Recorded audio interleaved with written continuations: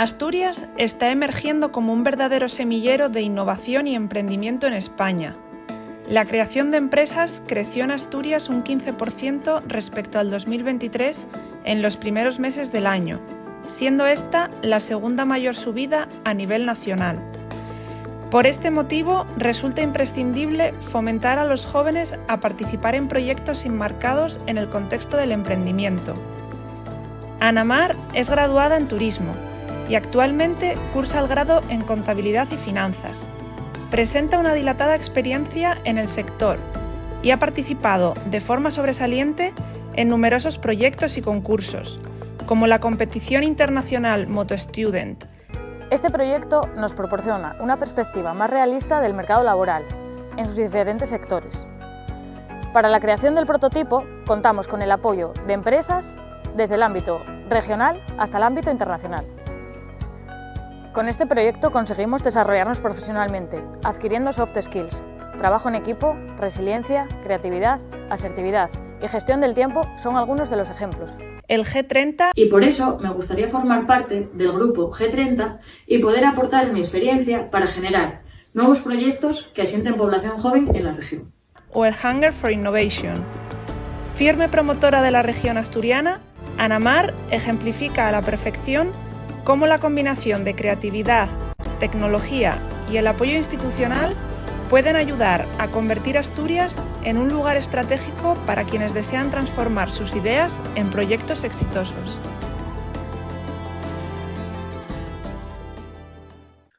Hola amigos de La Hipótesis y bienvenidos un día más a un nuevo episodio de vuestro podcast favorito. Antes de desvelaros la identidad de la invitada que nos acompaña hoy, como siempre, presentar a mi compañero, amigo y socio fundador de este podcast, Agustín Santiago. ¿Qué tal? Y yo, un servidor, Isaac Tamargo. Así que siéntate y disfruta, porque esto es La Hipótesis Perfecta. ¡Arrancamos!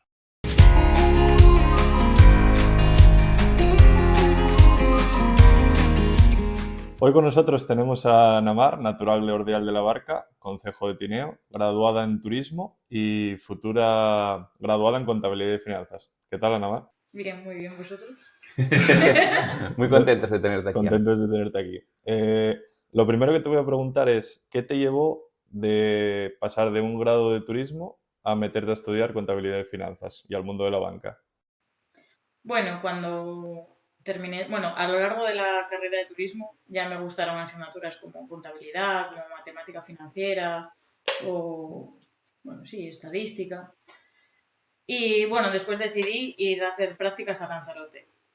Allí estuve 2 meses de prácticas, volví a Gijón, allí estuve medio año trabajando en un hotel y ahí fue cuando me di cuenta de que realmente como que no me motivaba mucho ese tipo de trabajo y entonces allí, como trabajaba por las noches, pues cuando tenía ratos libres aprovechaba a hacer cursos más ligados al tema de la inversión y de la banca y bueno, después pues pregunté más o menos cuáles eran los requisitos para entrar a trabajar en un banco y bueno, hice un curso experto en bolsa y gestión de patrimonio. A raíz de ahí hice las prácticas en la Caja Rural y después ya entré como personal de TT. Y después para entrar fija, pues otro de los requisitos era tener una carrera más ligada al ámbito económico. Y como lo que más me había gustado era la contabilidad, pues ya empecé la carrera de contabilidad en la Universidad de Oviedo. Porque además también era donde más me convalidaban las asignaturas. Lo primero, muchas gracias por venir, Ana. Es un placer para nosotros contar contigo. Yo te quería preguntar, ¿qué fue lo que te hizo ese clic en la cabeza para decir, después de tu experiencia, por ejemplo, en Lanzarote o en Gijón, ¿hubo algo en concreto que no te haya gustado o con lo que tú no te hayas sentido cómoda y por eso decidiste pasarte a banca? ¿O simplemente es porque querías expandir un poco tus horizontes y dijiste, bueno, quiero complementar un poco esta carrera de turismo con una complementariedad de finanzas, ¿no? Bueno, la verdad que lo que menos me gustaba de trabajar en turismo, o por lo menos en los trabajos que yo tuve de turismo, porque estoy segura de que si hubiese sido otra experiencia con otro tipo de trabajo diferente, hubiera sido diferente.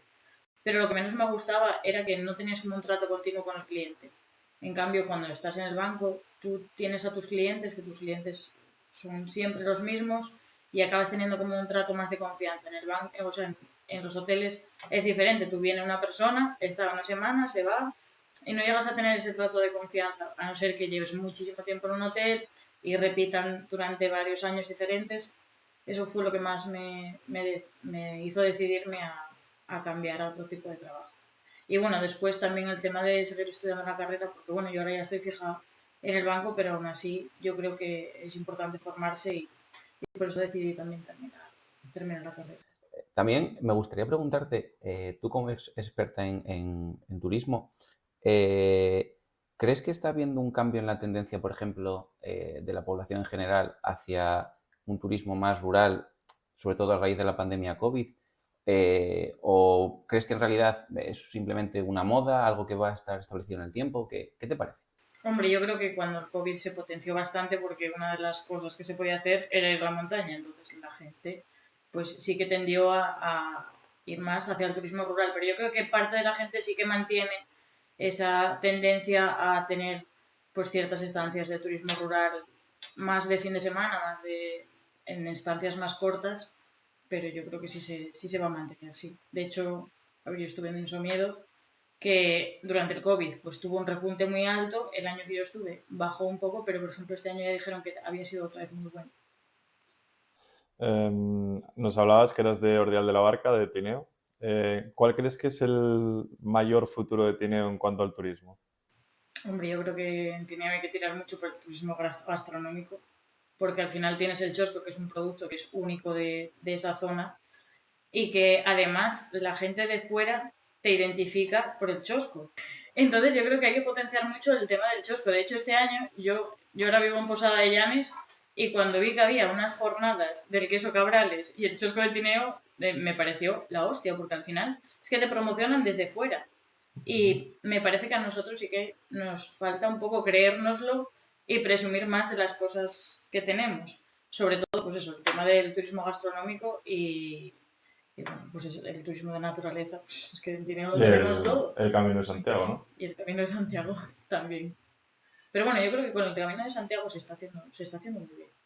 Nos comentabas un poco que el chosco es pues, uno de los emblemas gastronómicos, sino también el emblema, digamos, por el que más se nos conoce a las personas de Tineo, ¿no? En ese sentido, ¿crees que podríamos potenciar de alguna manera que las personas, por ejemplo, de fuera de España incluso, conociesen más el producto? ¿O deberíamos de intentar primero potenciar en el panorama nacional y dejar un poco de lado las fronteras internacionales? ¿O crees que, por ejemplo, Tineo debería dar un salto internacional? Lo digo porque, por ejemplo, muchas veces en Alemania consumen, por ejemplo, pues salchichas, que son muy típicas de allí, y todo el mundo conoce, pues, por ejemplo, Baviera, conoce sitios específicos por su comida, ¿no? ¿Y por qué no Tineo no podría ser conocido internacionalmente, pues, por ejemplo, por el chosco, ¿no?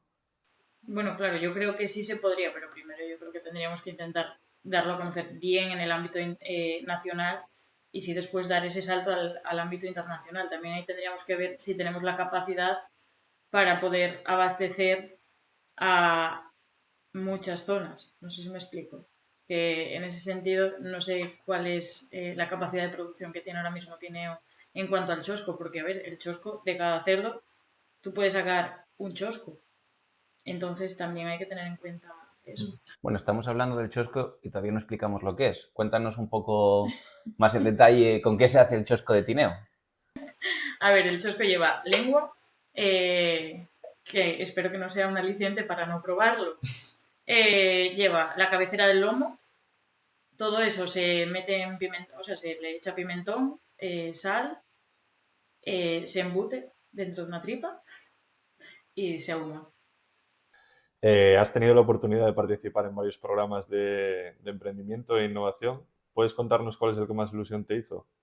Bueno, yo creo que hay dos que me hicieron mucha ilusión y en realidad al final están un poco relacionados el uno con el otro. Uno de ellos fue el Hunger for Innovation, que era a nivel nacional, y tenías 24 horas para resolver un reto que te daba una empresa. Y la verdad que tuve mucha suerte porque tuve un equipo que era multidisciplinar, que nos compenetrábamos muy bien y en ese ganamos un premio. Y después el otro que más ilusión me hizo también, pues porque también era como más a largo plazo, veías las cosas crecer, fue el del equipo de Wolfast Uniobi, que participaba en la competición Moto Student. Y ya era un equipo en el que hacíamos una moto eléctrica de competición y yo estaba en el departamento de marketing. Y ese la verdad que me gustó muchísimo porque cosas que tú piensas en plan que se pueden hacer, pues ahí tienes la posibilidad de ejecutar y de ver cómo funciona, qué funciona y qué no funciona. Sobre el equipo de Wolfast te vamos a preguntar luego, pero centrándonos en el primer proyecto, ¿puedes explicar un poco qué fue lo que tuvisteis que hacer en esas 24 horas? Pues teníamos que resolver un reto para la empresa Gedesco que era sobre cómo automatizar las facturas de los clientes de manera que pudieras utilizar el TPV. Y, Para los profanos, ¿qué es el TPV? El datáfono. Y nada, eso. Nosotros al final todos propusimos una solución muy similar. La diferencia yo creo que estuvo en que nosotros teníamos un equipo de... O sea, estábamos más centrados en el marketing y el resto de equipos estaban más centrados en programar y eso. Nosotros presentamos un mock-up y después presentamos lo que era más o menos como las siguientes fases que íbamos a hacer y un poco el plan de marketing y como también el jurado era menos técnico, a nosotros eso nos favoreció. Entonces al ser... Y estaba más completo realmente porque ya teníamos no solo la parte de el desarrollo del producto, sino que teníamos también el plan de marketing. Me gustaría saber cómo se componen los equipos para estos proyectos. ¿Los elegís vosotros? ¿Os apuntáis y aleatoriamente os dividen en equipos sobre la marcha? También me gustaría que nos contases un poco cuál era la especialización de cada miembro del equipo y también si os daban un margen muy ajustado para trabajar bajo presión. Yo creo que sí que lo hacen desde la empresa, pues tienen en cuenta los diferentes perfiles a la hora de crear los equipos. En el nuestro teníamos un chico que estudiaba Derecho y ADE, creo. Otra chica que estudiaba Lane, que es Liderazgo, Innovación, Emprendimiento. Se me queda una, pero Sí, sí, sí. no me los entero. Otra chica que era Informática. Yo, que había estudiado turismo y estaba estudiando contabilidad y finanzas. Y otro chico que estaba estudiando algo de... no sé si mecánica o... Bueno, no me acuerdo. Pero bueno, que teníamos perfiles muy diversos, vaya. Eres un grupo muy heterogéneo. Sí. Y la verdad que en todos los programas en los que participé yo creo que intentan tener un poco de todos los perfiles. Por ejemplo, este fin de semana estuve en un hackathon, un hackathon de la NASA, y ahí se notaba mucho en los grupos en los que había todo perfiles técnicos porque cuando te preguntan, o sea, cuando tú tienes un proyecto muy bueno y ya te preguntan con algo más ligado a la empresa, tal, pues ahí ya aflojas un poco porque no tienes nadie de empresa que te pueda sacar, o sea, que te pueda sacar un poco de esa duda. Digamos que lo mejor sería tener un equipo técnico que se encargue del desarrollo del producto y luego un equipo más de marketing, podemos decir, que sea el que acerque el producto, en este caso a la empresa o en otro caso a los clientes, ¿no? Sí, bueno, no solo por el tema de la parte técnica y de la parte de marketing, sino a la hora de pensar, yo creo que lo mejor es tener perfiles diversos porque también te hacen darle una vuelta a cosas que tú igual como ingeniero no piensas y otra persona que tiene otro tipo de conocimientos pues ya le da una vuelta a eso. Yo lo veía mucho en el equipo de Wolfast que a veces cosas que para mí son obvias, para otros no lo son tanto. Yo, por ejemplo, en otro hackathon que estuve, que mi equipo ganó la parte de idea de negocio o algo así, nos pedían que teníamos, con los datos que ellos nos daban, poner un anuncio en la TPA después del tiempo. Y a mí me parecía algo como muy obvio. O sea, ¿qué vas a poner? Pues algo para gente mayor, ¿no? Y como que el anuncio de mi empresa iba muy enfocado a la gente mayor, pero lo mismo, no toda la gente pensaba igual que yo, ¿sabes? Entonces, por eso me parece que es tan importante tener como diferentes perfiles y que haya gente que piense diferente. Claro, yo creo que ahí la clave es el blending de conocimientos. Al final, cada persona aporta su visión y en conjunto pues es una muestra también mucho más real de lo que puedes encontrarte en un día a día, ¿no? Entonces, en ese sentido estoy de acuerdo contigo. Y háblanos del tiempo. ¿Cuánto tiempo tuvisteis para resolver este enigma? Madre, tuvimos 24 horas. Y era online. Entonces yo recuerdo estar 24 horas. Vamos, que creo que dormí 3 horas o 4. Pero es que cuando acabé, creo que eran no sé, como las 4 de la mañana y me tenía que volver a levantar a las 8. Y tú ahí administras tu tiempo, tú decides el tiempo que tú duermes. Entonces, claro, todos decíamos, queremos dar el 100% y queremos llevar un buen proyecto y queremos presentarlo bien. Y, y todos éramos como muy comprometidos. Pero al final yo recuerdo salir de la habitación en plan y mis compañeros de piso decir, pero si estás ahí metida, parecía que estaba en una cueva. Y la verdad que, a ver, fue una experiencia muy, muy chula, pero bueno, es exigente. Háblanos más sobre el tema de Wolfast. O sea, nos estuvimos informando, vimos que había dos campeonatos, ¿no? Hay uno de combustión y otro eléctrico. ¿Por qué elegisteis el eléctrico? Bueno, a día de hoy toda la parte eléctrica es bueno, más sostenible. Se supone que es en lo que más te tienes que centrar en investigar. Al final no deja de ser un equipo de investigación. Nosotros lo que hacemos es investigamos y ponemos a prueba en un circuito esas investigaciones que hacemos durante 2 años. Entonces, a día de hoy yo creo que es lo más, bueno, lo que más interés tiene y además, bueno, pues también a la hora de financiar también es más fácil buscar financiación para algo que sea responsable con el medio ambiente que con algo que sea de combustión. ¿Y hacéis la moto desde cero o son motos iguales y añadís vosotros modificaciones o cómo? No, la diseñamos desde cero. A nosotros lo único que nos dan, bueno, es el motor y después piezas concretas, pero nosotros tenemos que hacer todo el diseño de la moto, todo el diseño de la parte eléctrica y bueno, después buscar financiación para pagar todo eso. Por ejemplo, la moto de años anteriores, creo que has dicho que la competición es cada 2 años, ¿no?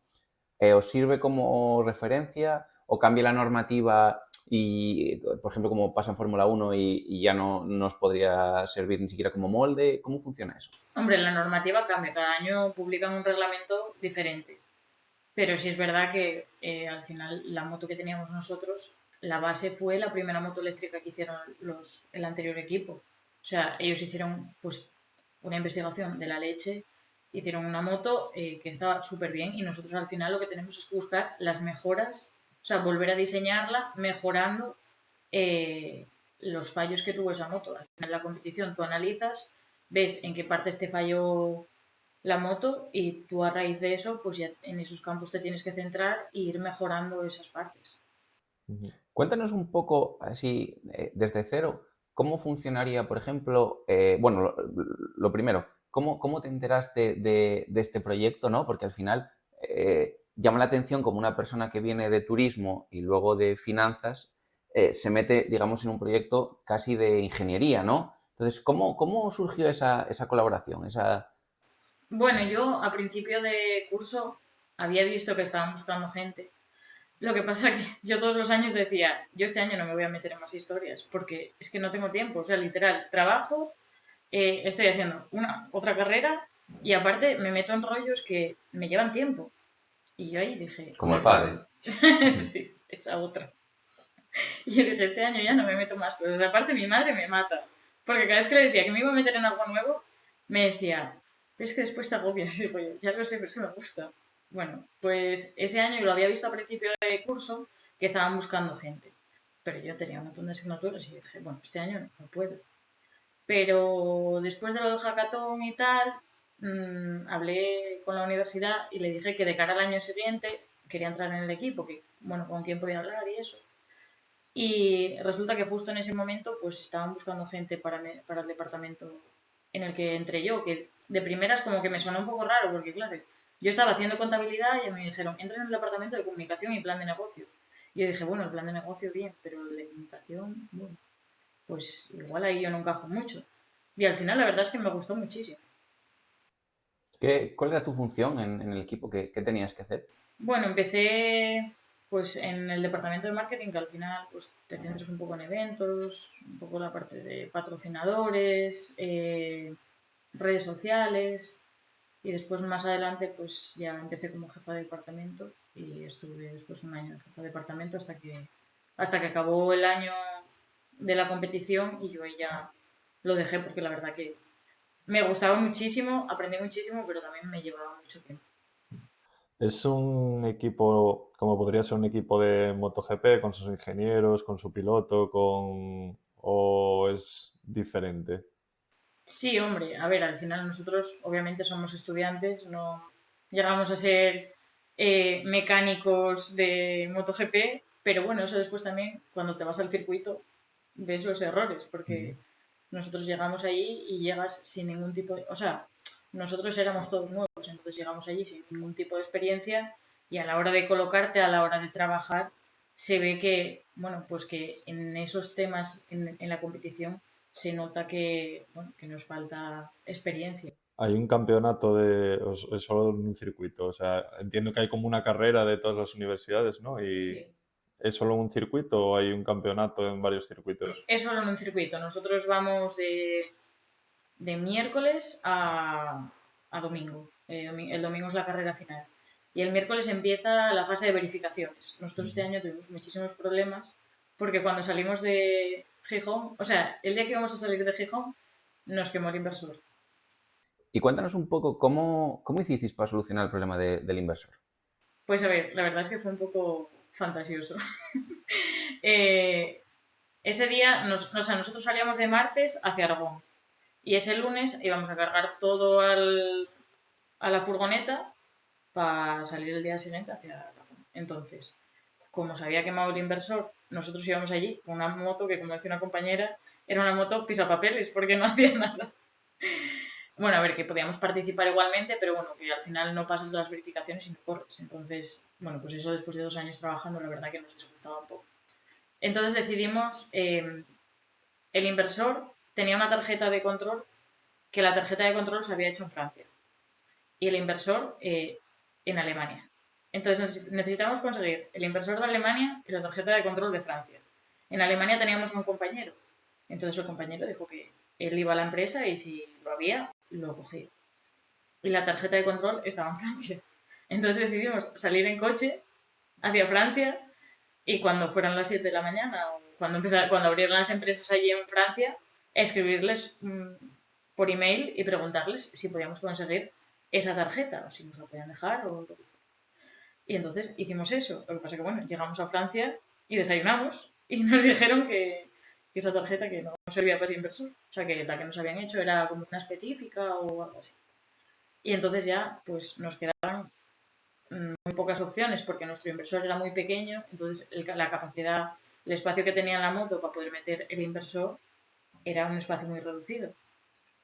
Entonces, al final, bueno, pues tirando de gente de aquí y de allá, tal, nos dejaron un inversor, pero que tenía menor potencia, porque había como dos inversores diferentes. No sé, no voy a decir SEPCOM o algo así, esto no es un anuncio, el 6 y el 4. Bueno, pues a nosotros solo nos habían entrado porque tenían menor potencia.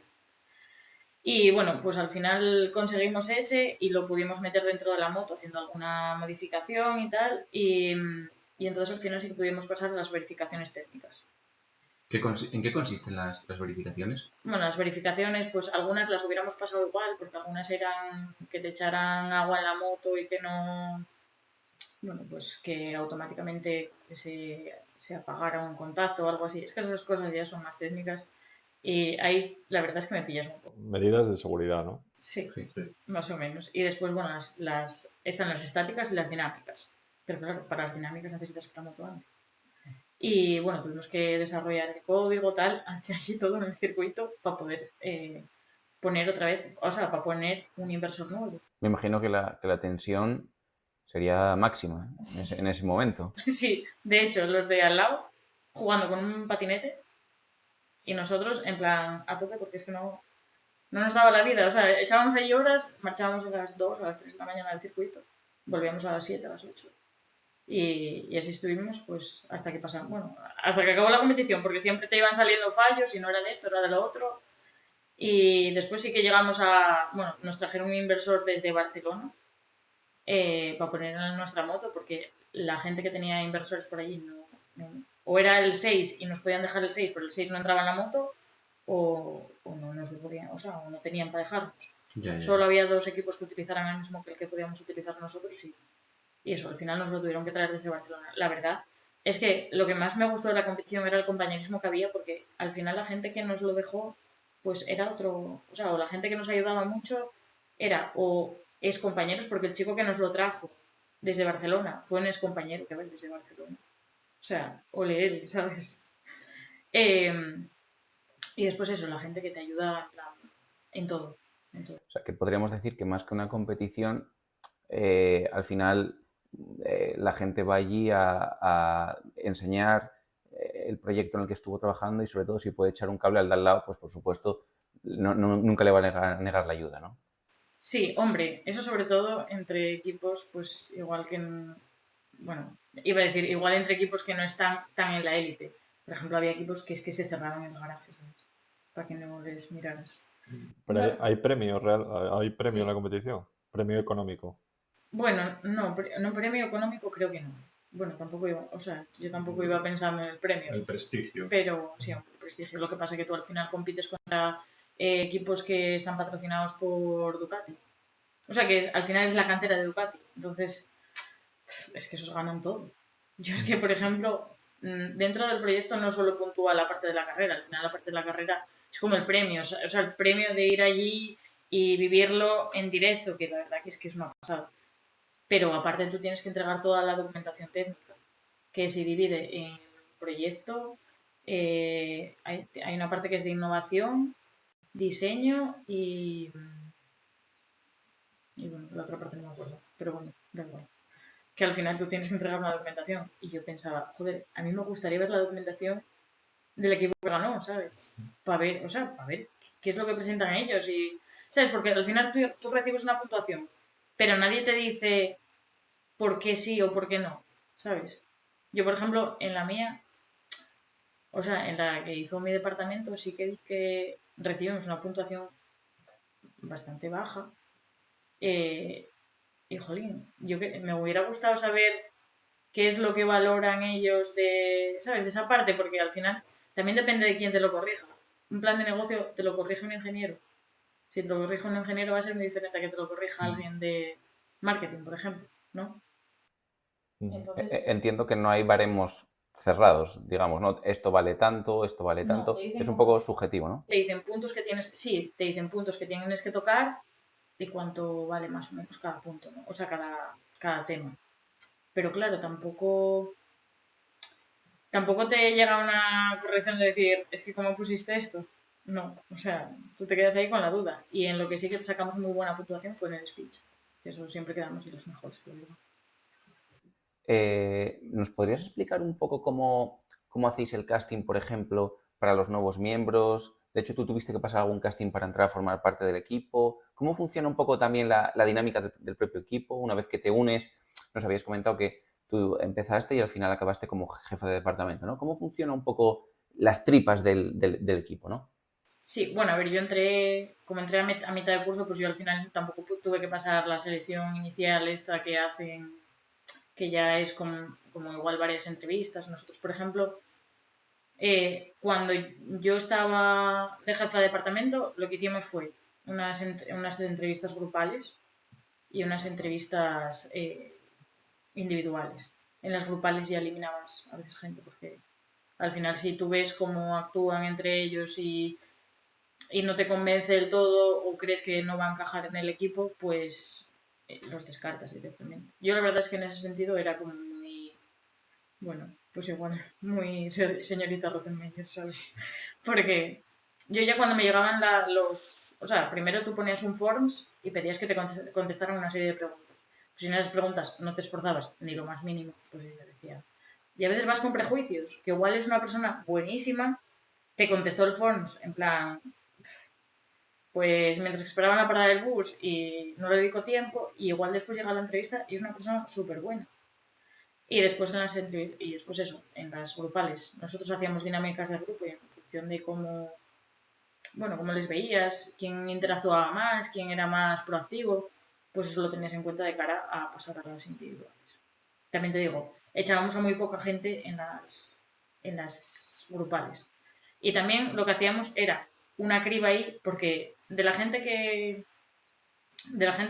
se inscribía a la que pasaba las grupales, había mucha gente que se caía por el camino. Entonces, bueno, pues esa gente ya igual no estás esperando a que te conteste un correo. Ya. En ese sentido, ¿teníais mucha demanda? O sea, los estudiantes de la universidad de la EPI, en este caso, ¿tenían mucho interés en formar parte del proyecto? A ver, sí que había interés, pero, o sea, yo, para como veo el proyecto, para mí no era tanta gente.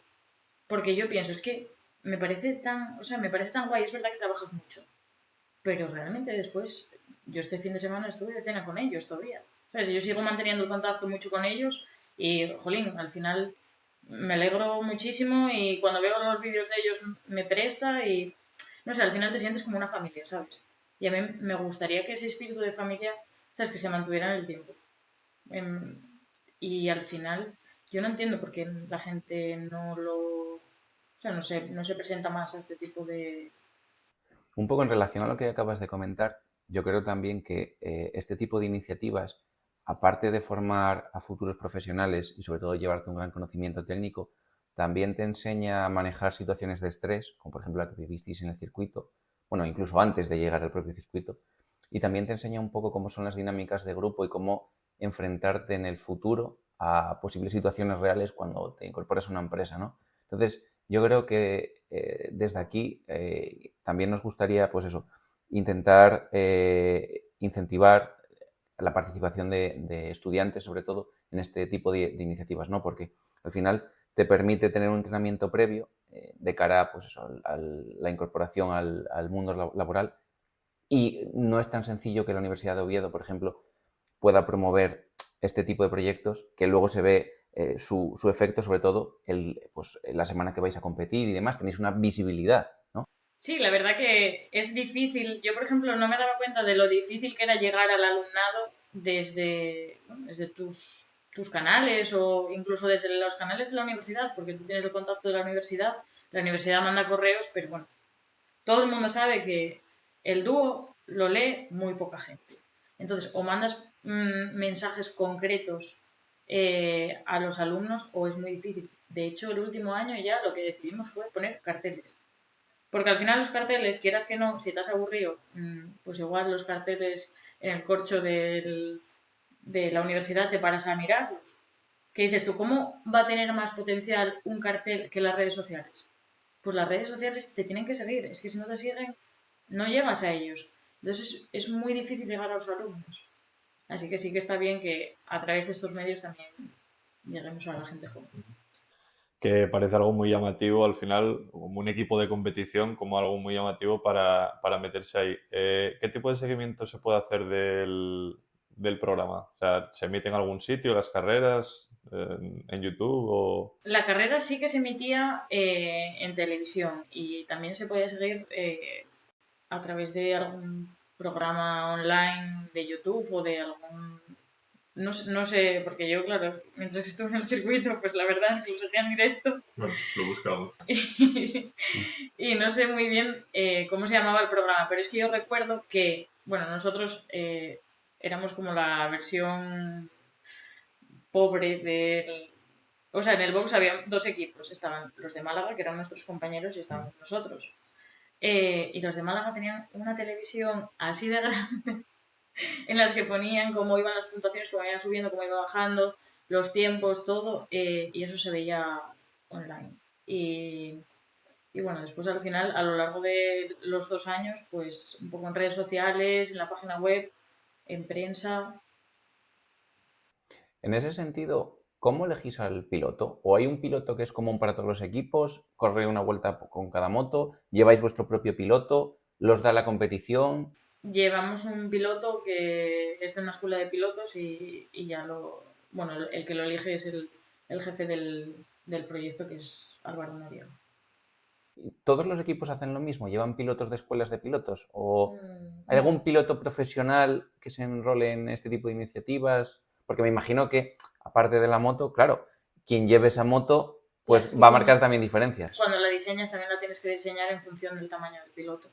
Entonces, cada uno tiene el suyo, ¿eh? Cada uno elige el suyo en función de lo que ellos, por ejemplo, el chico que estaba al lado, que era el chico de Málaga, o sea, el piloto de Málaga, ese chico era, no sé, era piloto profesional. Bueno, y hablando un poco de todo sobre la carrera, ¿cómo quedasteis? Bueno, a ver, nos costó mucho entrar porque tuvimos que... había una fase clasificatoria y en esa fase clasificatoria nosotros no pudimos correr porque tuvimos un problema técnico. Entonces tuvimos que correr directamente la de la repesca y en esa entramos los terceros en la repesca. O sea, te puedes imaginar, llorábamos porque entrábamos en la carrera final y al final, después de todo lo que nos había pasado, haber llegado a correr la carrera final, pues para nosotros era un logro muy grande. Y al final quedamos los 14. ¿Cuántos equipos son? En total en la competición había unos 50, 60. ¿Y es una carrera por vueltas o es a tiempos? Tienes 3 vueltas y bueno, al final en la parte eléctrica, Mm. bueno, en la carrera final creo que son... No, en la carrera final eran 5 vueltas, pero al final lo que... 5 vueltas juntos, ¿no? sí, lo que vas a tener más en cuenta es lo que te dura la batería. Porque al final cuando nosotros entramos en la repesca, lo que se notó mucho es que nuestra batería tenía un buen rendimiento y en cambio las de los otros veías como las motos iban dejando de correr. En este sentido, ¿las universidades del norte están bien posicionadas respecto a las, por ejemplo, las del centro de España o las del sur? ¿O cuál fue la universidad que ganó? ¿Puedes contarnos un poco más si esta dinámica, a lo mejor geográfica, influyó un poco en... Bueno, la geográfica influye en cuanto a las italianas. Yo creo que más que en la diferencia en España, porque en España, por ejemplo, de las mejores, de las que mejor quedan, son la Universidad de Málaga y la Universidad de Madrid. La Universidad de Madrid, no me acuerdo cuál era, la Politécnica, creo, y la UMA. Son como las dos mejores. De hecho, la carrera estaba entre ellos hasta que se rompió la de la... Bueno, se rompió. Algún fallo técnico tuvo la de la Universidad de Málaga. Y después, bueno, también tienen buena moto en la zona de Bilbao. Bueno, no sé, yo creo que tampoco tiene tanto que ver las zonas geográficas. Y después, bueno, pues al final la parte de Italia, pues, O sea, entiendo predomina bastante. que es una carrera entonces internacional, ¿no? Vienen Sí, universidades sí, es de una todo el carrera mundo. internacional y vienen de todas partes. Vinieron de Canadá, de Grecia, de Alemania, bueno, iba a decir de Irlanda, pero igual no. Porque al final el circuito venía... O sea, una cosa son el número de universidades que se presentan al campeonato Moto Student y otra cosa es la gente que igual consigue dinero para llegar hasta el circuito, que ahí no son tantas. Por ejemplo, si había una que era de Brasil, pues, hombre, pues desde Brasil tampoco es tan fácil venir, ¿sabes? ¿Cómo hacíais vosotros para recaudar dinero? ¿Teníais reuniones, por ejemplo, con posibles patrocinadores? ¿Ibais a eventos? ¿Cómo funcionaba un poco esta parte? Sí, pues al final nosotros lo que buscábamos era tener visibilidad dentro de los eventos para después también intentar captar patrocinadores. Los patrocinadores pues muchas veces eran empresas relacionadas con el ámbito de la ingeniería o con el ámbito de la sostenibilidad y bueno, después empresas que son ya gubernamentales, como bien sea el Principado de Asturias o, por ejemplo, también patrocinaba la Caja Rural, pues empresas que tienen interés pues por la parte de los estudiantes. El IDEPA. Bueno, el IDEPA que ahora es Sequence. Agencia Sequence.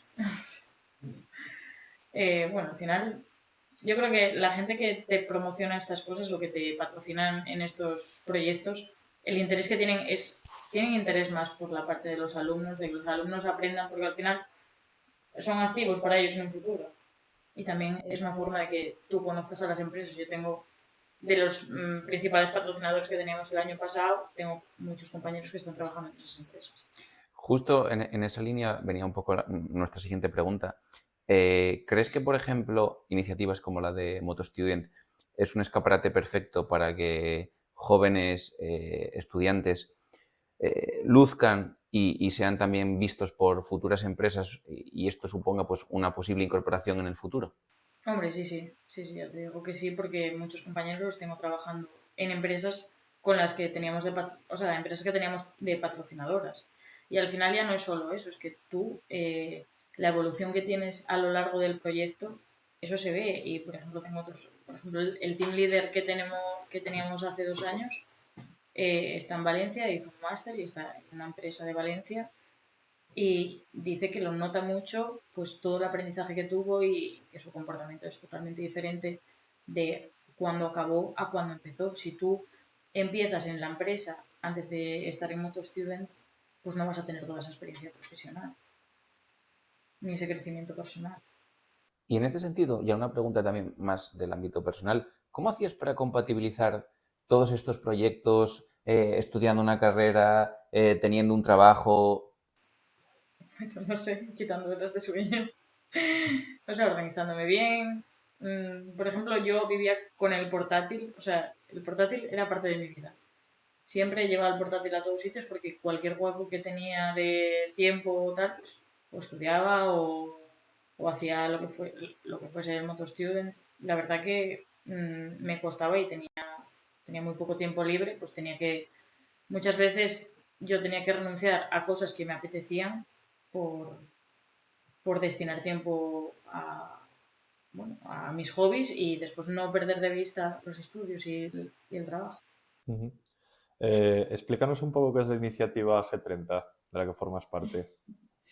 Bueno, pues la iniciativa G30 es una iniciativa que tiene la Fundación Caja Rural de Asturias, en la que busca que 30 jóvenes de Asturias hagan prototipos o bueno, diseñen proyectos para que se puedan poner en marcha aquí en Asturias y después en algún caso, pues si tienen escalabilidad, pues que se desarrollen en otras partes. Proyectos de cualquier tipo. Sí, la verdad que lo dividieron en 4 ámbitos. Un ámbito que es medioambiental, otro que es económico, el nuestro es como gubernamental, y otro que está más relacionado con el ámbito de las personas.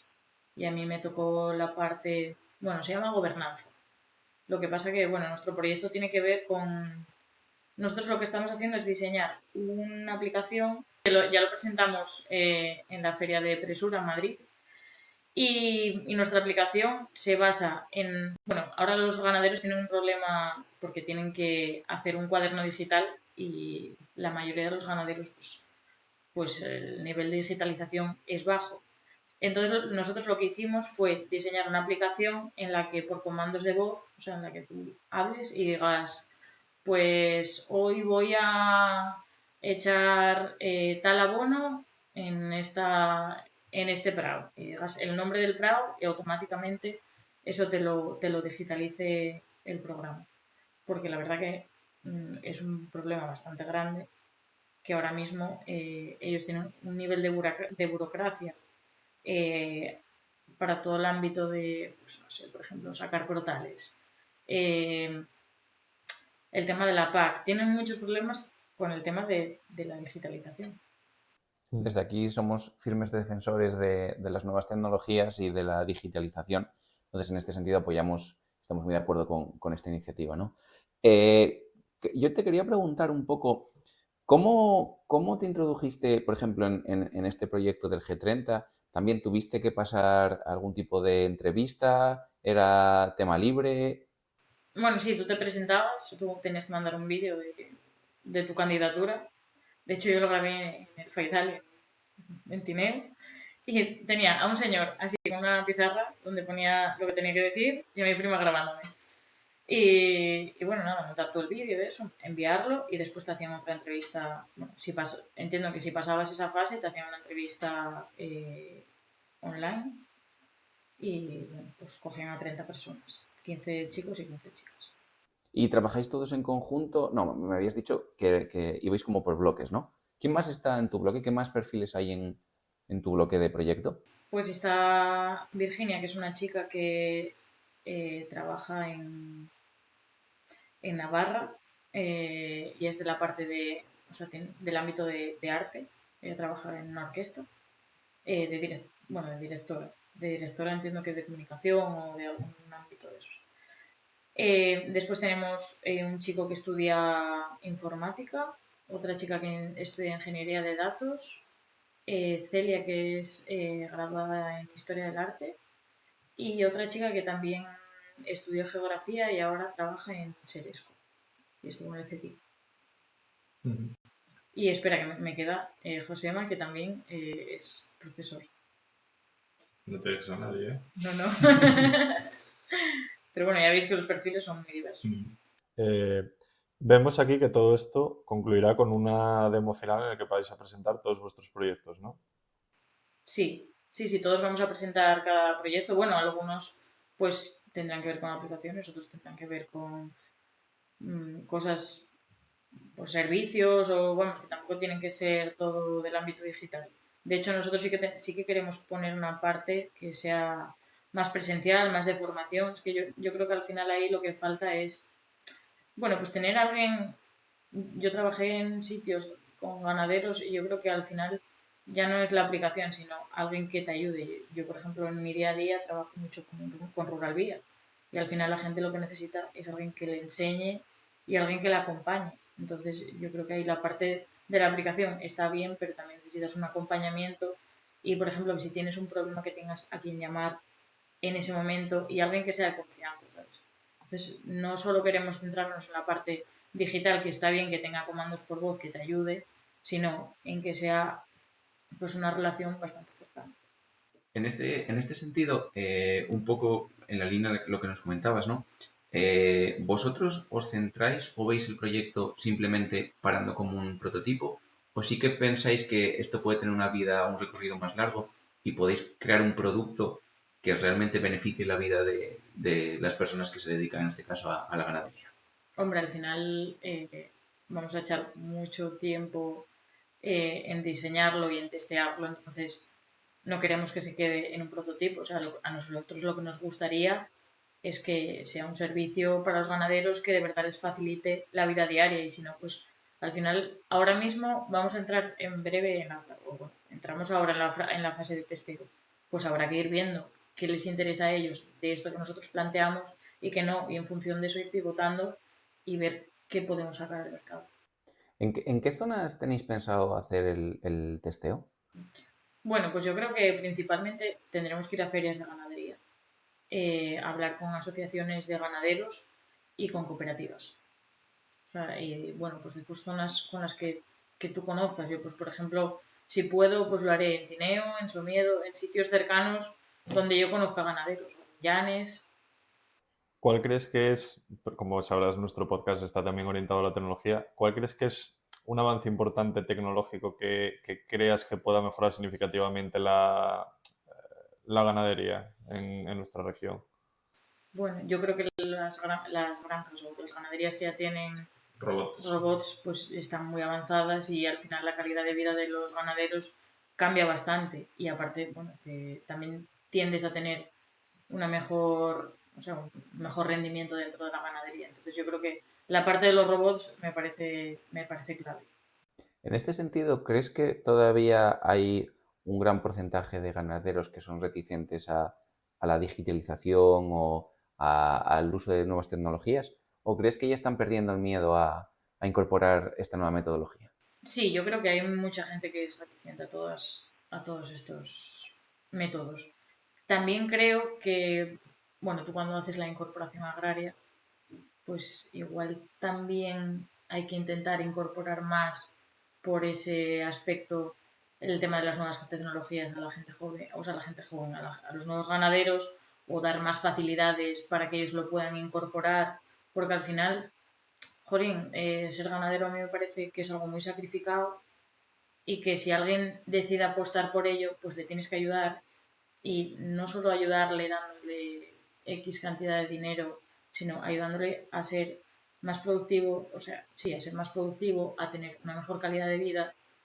Yo creo que en ese sentido se podría avanzar. O sea, ¿crees que el problema es más que no lo sepan usar y que nadie se lo explica? O sea, ¿el problema es de formación con esas herramientas?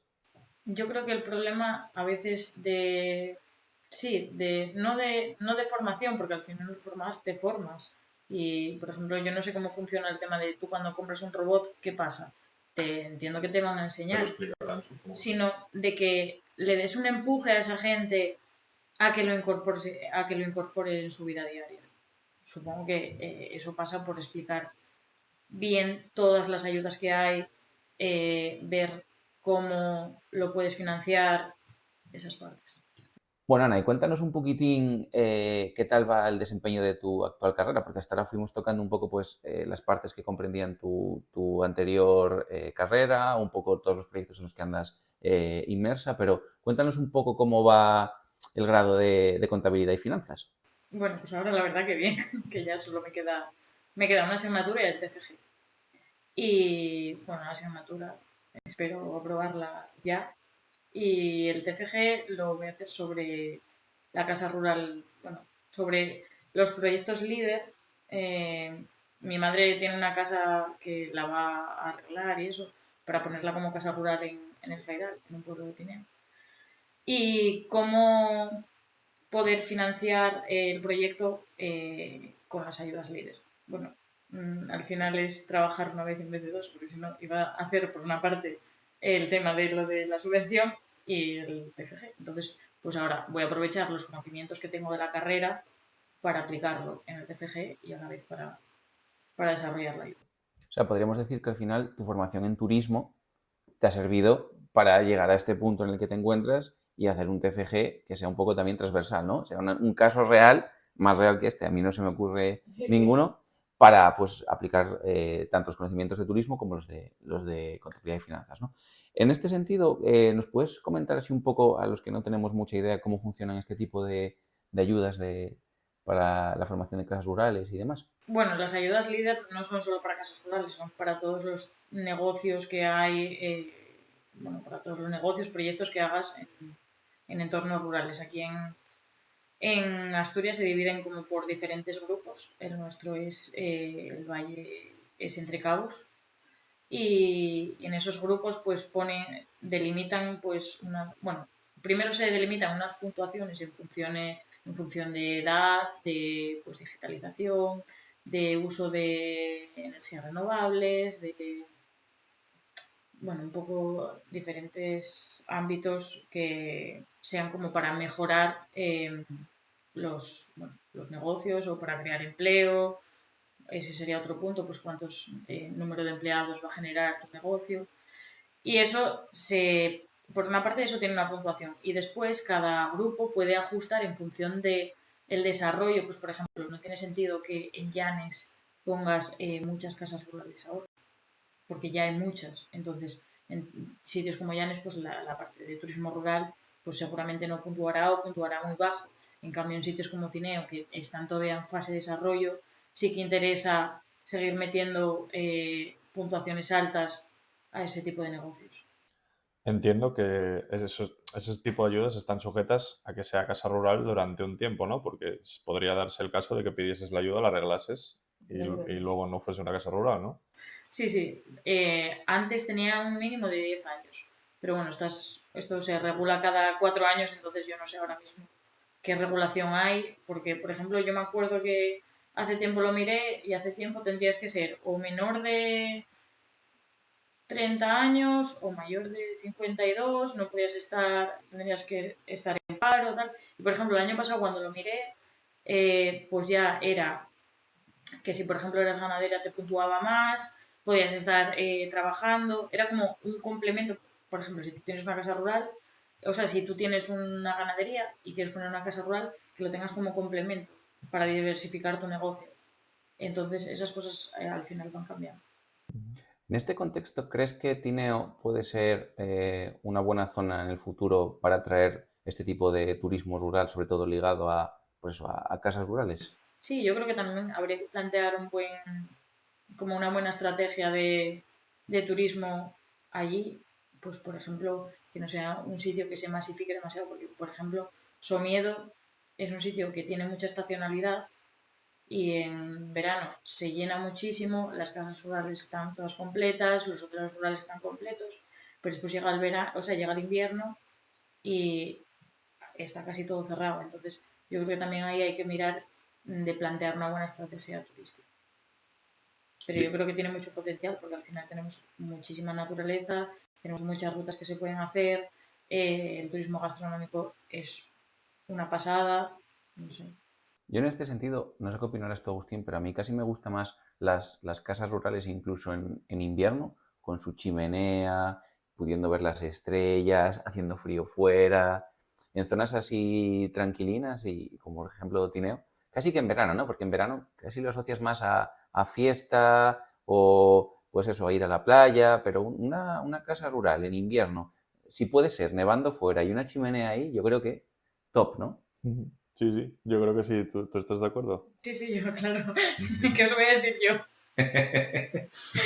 Estamos hablando de este tipo de ayudas para fomentar las zonas rurales, despoblamiento rural o tal, pero sí que creo que falta mejorar en las infraestructuras que nos llevan a esas zonas rurales, ¿no? Sí, hombre, desde luego. Yo creo que al final que Tineo esté a 1 hora de Oviedo o esté a 40 minutos, influye, porque no es lo mismo echar 1 hora que 40 minutos. Y la gente, cuando dices Tineo, mucha se acuerda del Argallo, que dice, no vuelvo ahí en mi vida. Por eso, porque al final lo ven como en un sitio súper remoto, no puedes ir por autopista, tardas mucho en llegar, la carretera es mala, línea continua. Pues sí, al final yo creo que sí que influye bastante para que la gente no venga. Pues por ejemplo, cuando tenemos el Festival del Chosco, me parece un evento guapísimo para ir, para echar la tarde, e incluso para quedarte ahí el fin de semana y disfrutar de la zona. Pero ya hay gente que te dice, ostras, pues ya me lo planteo si ir o no ir. Por ejemplo, el otro día mismamente me lo dijo un compañero de padre que me dijo, ah, sí, pues mira, en Tineo nunca estuve. Pero claro, es que vas 1 hora a ir, 1 hora a volver, que claro, igual para la gente de Madrid, 1 hora no es nada, que es lo que echan en un atasco. Pero para los que vivimos aquí, 1 hora es mucho. Es que claro, depende mucho de la percepción que tengas. Pero al final este tipo de turismo se hace más entre gente de la misma región y 1 hora sí que es bastante. Yo, por ejemplo, Ibias de Gaña, es una zona que me parece guapísima, pero vivo en Llanes. Entonces, ir a Ibias y a de Gaña es que entre ir y volver, ¿cuánto tiempo he hecho? Que me parece una zona increíble. Y si estuviera en Tineo, lo mismo, me queda lejos. Al final estamos hablando un poco del suroccidente olvidado, ¿no? Ese suroccidente asturiano tan bonito, tan natural, que por desgracia pues sufre de malas comunicaciones en algunos momentos, sobre todo, bueno, en el pasado reciente, no tan reciente, y eso dificulta un poco pues que se conozcan lugares tan bonitos, tan mágicos como los que estamos comentando, ¿no? Y ya no solo para turismo, sino también para, pues, por ejemplo, para médicos, para trabajo, empresas que se quieran posicionar allí, para todo realmente.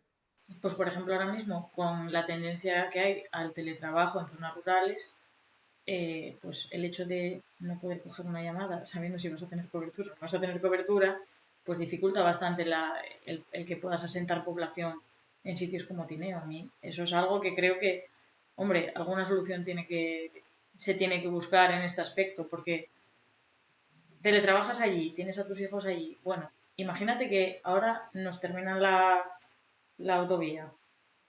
Es que en 40 minutos estás en Tineo, en 40 minutos los llevas al cine. Estás en un sitio que es un entorno rural. A mí me parece una buena situación. Suena a planazo. Suena planazo. Razonable. Sí. Pero claro, si tú no sabes si hoy te va a funcionar el wifi o no te va a funcionar, pues es que no te la puedes jugar a que tu trabajo dependa de que te vaya a funcionar internet o no te vaya a funcionar. Es verdad que ahora se está metiendo la fibra y bueno, eso está mejorando las condiciones. Yo eso, razonable. Pero te falta el tema de poder llamar por teléfono. Y ya no lo digo solo para la gente que se pone allí, que quiere ir a teletrabajar, yo lo digo para la gente mayor. O sea, tú tienes una enfermedad y vives en un sitio donde no hay cobertura, no sé, es que no te da ninguna fiabilidad estar allí. Bueno, suponemos y esperamos desde aquí que esa situación mejore en un futuro cercano, ¿no? Muy cercano, esperemos. Sí, estaría bien. Y bueno, Ana, llega a su fin el programa de hoy y nosotros tenemos solemos pedirle a los invitados que nominen a alguien para que venga a nuestro programa. Así que, bueno, antes de nada, muchas gracias por formar parte del programa de hoy. Esperemos que lo hayas pasado bien. Y, bueno, ¿pensaste en quién nominar para que venga a nuestro programa? Bueno, pues yo creo que por el formato del programa me gustaría que viniera Lucía Dayan de Stars. Pues nada, será un placer contactar con Lucía. Estás más que invitada. Invitada está. Así Y- que nada, esperamos que acepte la invitación y tenerla aquí. Y nada, por nuestra parte, pues muchas gracias, Ana, por esta charla magnífica. La verdad que un rato increíble, como siempre, escucharte hablar es una pasada. Así que nada, esperamos que tú también te lo hayas pasado bien.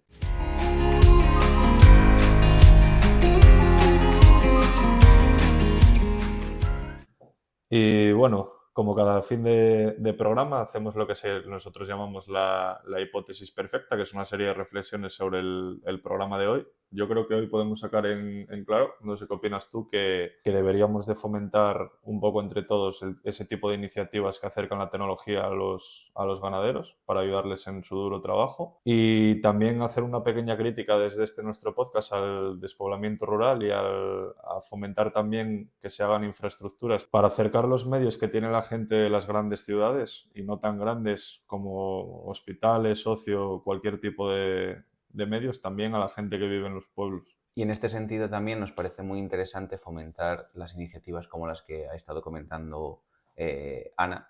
Y también vemos muy importantes ese tipo de programas que acercan a los jóvenes que puedan entrar en el escaparate empresarial, como por ejemplo el de Motostudent que nos comentaba antes nuestra invitada Ana. Y nada. Y ya está, perfecto.